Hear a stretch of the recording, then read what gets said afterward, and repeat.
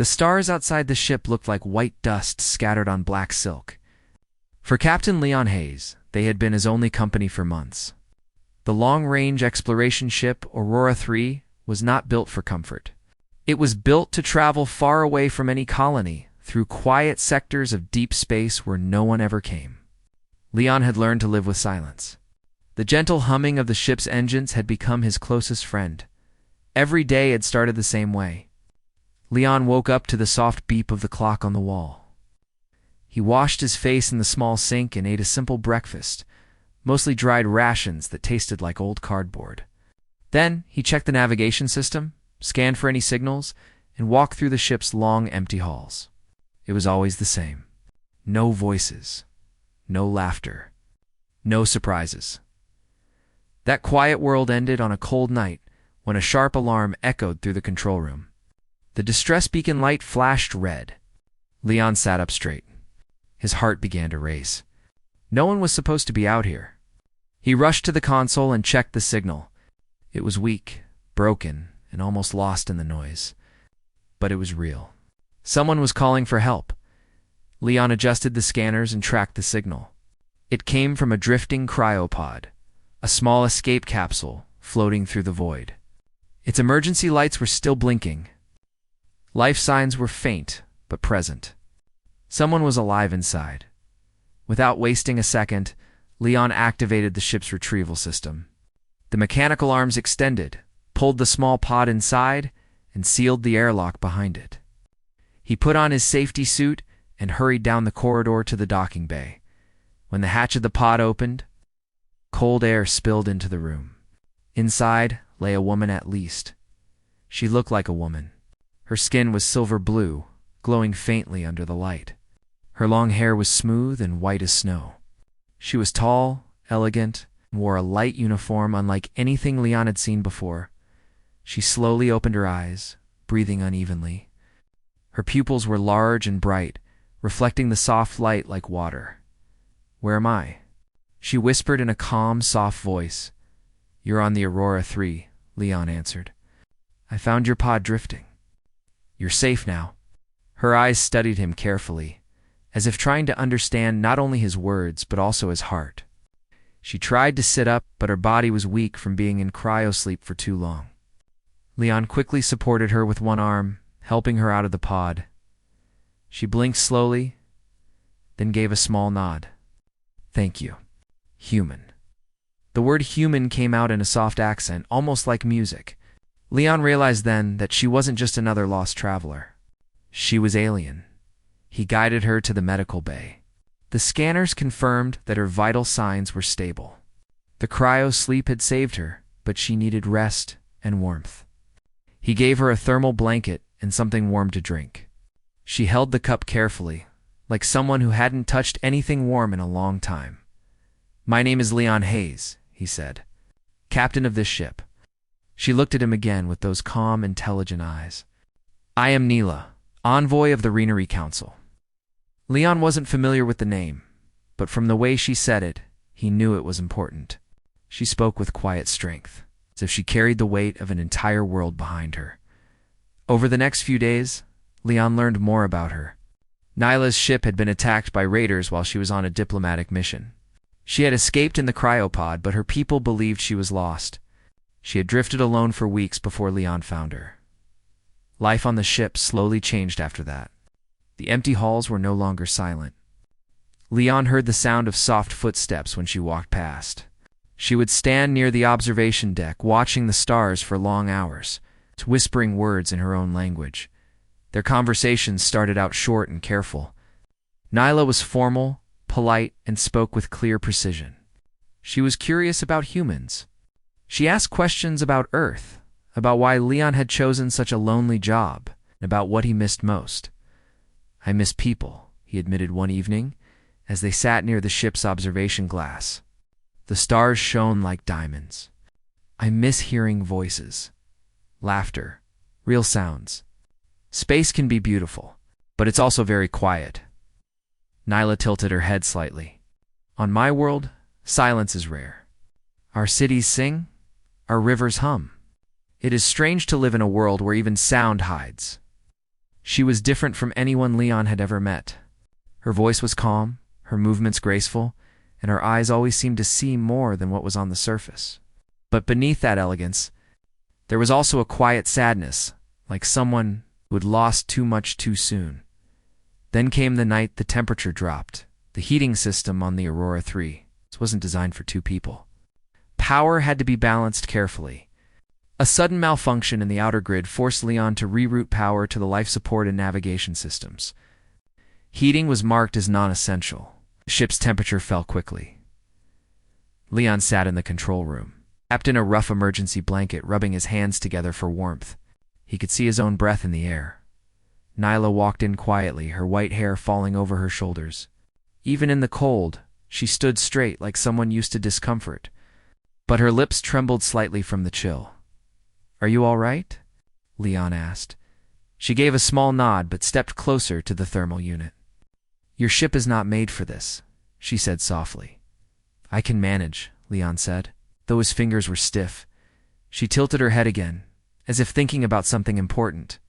"On Renner," she said slowly, "when the cold comes, we share heat. One bed, no rules." Leon blinked, unsure what to say. He thought she was joking, but her expression was serious and calm. She was simply stating a cultural fact. Nyla walked toward the narrow bunk where Leon usually slept. She pulled the blanket open and slid under the emergency thermal sheet without hesitation. Her movements were smooth, as if this act was nothing unusual for her. Then she looked up at him and whispered softly, "Come." Leon hesitated. He wasn't used to this kind of closeness with anyone, especially not someone from another world. But the cold air bit at his skin. And more than that, there was a quiet trust in her eyes. Not romantic, not playful. Simply warm and sincere. He finally walked to the bed and sat down carefully. The mattress creaked a little under his weight. He slid under the thermal sheet beside her. The warmth was immediate. Their shoulders touched, and her skin, surprisingly warm, shared its heat with his. They lay quietly, breathing softly, listening to the faint hum of the ship around them. Nyla's voice came as a whisper in the dark. "You are alone here?" Leon stared at the ceiling. "Yeah, I've been alone for a long time, in my culture," she said gently. "No one sleeps alone during cold seasons. Warmth keeps the body alive, but sharing it keeps the soul from freezing." Her words were simple, but they carried weight. He didn't know if it was her voice, her presence, or the warmth itself, but for the first time in months, Leon didn't feel like a small piece of dust floating through an endless void. They stayed like that for a long time. There was no talking, no movement, just two strangers breathing in the same rhythm. The cold outside the blanket was sharp and cruel, but inside it was quiet and safe. Later, when the ship's systems stabilized, Nyla shifted slightly and looked at him. Her silver blue eyes reflected the emergency lights softly. "On Renner," she whispered, "this is how trust begins." Leon met her gaze. He didn't know what their future would look like or why fate had brought her into his ship. But in that moment, lying side by side under one blanket, the endless black outside didn't feel so empty anymore. Over the next few days, something changed between them. They still spoke carefully, still respected each other's personal space. But there was a new softness in how they moved around each other. Leon found himself making small jokes, and Nyla would respond with a quiet laugh. Sounds so rare and gentle that it made the ship feel alive again. She began helping him with the ship's systems. Though her world's technology was different, her intelligence was sharp. She could understand complex controls just by watching him use them once. She moved through the corridors like she belonged there, graceful and sure. Leon started to look forward to seeing her every morning. Her presence had turned his silent world into something else. But there were shadows in her story she hadn't told him yet. Sometimes at night, when she thought he was asleep, Nyla would stand at the observation deck, staring at the stars with a heavy expression. She would whisper words in her own language, words filled with pain and longing. Leon didn't ask at first. He knew what it was like to carry old wounds quietly, but he could sense that something bigger than both of them was waiting out there in the Dark, the moment of quiet closeness they shared. That night was not just a memory, it was the start of something deeper. One evening, as the ship crossed a dead sector with no signals, Leon sat at the controls while Nyla studied the star maps beside him. He noticed her hand tremble slightly as she traced a distant cluster on the map. "Are you okay?" he asked softly. She looked up slowly. Her voice was calm, but her eyes were shadowed. "The raiders who attacked my ship, they will not stop. They want something I carry. And now, because of me, you are no longer alone in the quiet. You are in danger too." Leon leaned back in his chair. He wasn't a soldier. He wasn't a hero. He was just an explorer, a man who had agreed to spend a year in deep space. But looking at Nyla, he didn't feel afraid. "I've been alone long enough," he said simply. "If danger comes, we'll face it together." She held his gaze for a long moment. Slowly, she gave the smallest nod. "TR." The stars outside were calm, but the ship's radar was not. Leon sat in the control chair, eyes locked on the blinking red signal. It was faint at first, almost like background noise, but now it was clear. Someone, or something, was out there. He zoomed in on the scanner and saw a shape moving slowly through the void. It wasn't just debris. It was a ship. Nyla stood behind him, silent, her hands resting lightly on the chair. The soft blue of her skin seemed almost pale now, like someone who had seen this before and knew exactly what it meant. "Raiders," she said softly. The word was calm, but it hit Leon like cold water. "How can you tell?" he asked. "The signal pattern," she answered. "It is their kind. They hunt. Slowly. They enjoy the chase." Leon adjusted the ship's trajectory. They were still hours away from the nearest jump gate. If the raiders caught up, they would be trapped. The Aurora 3 wasn't a warship. It had no big cannons, no shields strong enough to survive a real fight. "Can we outrun them?" he asked. Nyla moved closer to the console, her long white hair falling over her shoulder as she leaned down. "If we do not make mistakes, maybe." There was no panic in her voice, only clear, quiet focus. She had been through this before. Leon trusted her. They began working together, moving quickly through the ship. She rerouted energy from non-essential systems. He increased the output on the main engines. The hum of the ship grew louder, like a heartbeat speeding up. For the first time in a long while, Leon wasn't alone. She stood beside him, calm and sharp, like a storm that had chosen to stand with him instead of against him. Hours passed. The raider ship grew closer. Leon could feel the tension build like a weight in his chest. He wasn't a soldier. He didn't want to fight, but there was no way around it now. NYLA looked at the scanner one more time and whispered, "They will try to board." Leon swallowed. "Board?" "They are hunters," she said simply. "They do not destroy what they can take." He didn't ask what happened to the ones they took. He could see the shadow in her eyes. Leon tried to think clearly. "What can we do?" She turned to him and placed a hand on the console. "Hide. Confuse them. Make them believe we are something else." Her voice was steady, and the plan formed as if she already had it prepared. She knew how they thought. She had run from them before. Nyla walked to the engineering bay and opened a small silver case she had carried since he found her pod. Inside was a thin crystal device with glowing veins of light. "What is that?" Leon asked. "A Renari signal projector," she explained. "It can copy and broadcast false readings. If I connect it to your navigation system, we can make them see a different ship." "A dead ship. You can do that?" She nodded once. "Yes, but I need your help to link it." They worked side by side, fingers moving fast over panels. Her hands were precise, almost elegant. His were rough, but steady. Together, they linked human and alien technology. The ship's main display began to flicker. A false signal was created. To anyone scanning from outside, the Aurora 3 now looked like a lifeless hulk drifting through the void.